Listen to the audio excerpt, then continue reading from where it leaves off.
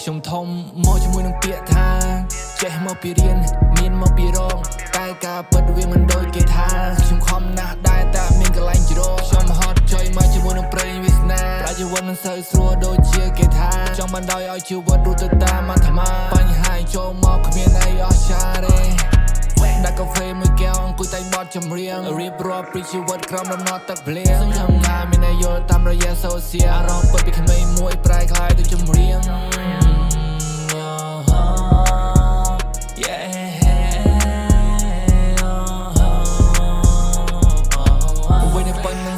មិនក៏វាពិបាកម្លេះខួរក្បាលវាគិតច្រើនវាគិតស្ទើរតែប្រេះរាងកាយមិនស្ដាប់បញ្ជាព្រោះតែខ្ញុំកំពុង stress បញ្ហាធំណាស់ថ្ងៃមួយវាអាចនឹងឆេះចាប់ផ្ដើមថ្ងៃថ្មីបញ្ហាក៏ថ្មីស្វាគមន៍ទាំងអស់ព្រោះតែខ្ញុំមិនដែលភ័យកាលពីក្មេងក្តីសម័យខ្លាចទៅជាមន្ត្រីធំមកអាចក្តរនៅសតតែពង3ចង់បានជីវិតដែលល្អមួយខិតខំខ្លួនឯងមិនដែលសមអាណាជួយឡើងតស៊ូកុំឲ្យចាំជំនួយតែចង់ប្រាប់ម៉ាក់អើយកុំភ័យព្រួយនេះហើយជីវិតមានសប្បាយមានហត់បបពិសោធន៍នៃជីវិតកាន់តែម៉ត់ចត់ story របស់ខ្ញុំជាអ្នកកត់អនាគតរបស់ខ្ញុំជាអ្នកកំណត់ឥឡូវកូនធំហើយមិនដូចពីមុននោះឡើយកាលពីមុននៅក្មេងកាលគិតវានៅខ្សោយបញ្ហាដែលកូនជួបបង្រៀនកូនច្រើនហើយបបពិសោធន៍នៃជីវិតធ្វើឲ្យកូនធំហើយ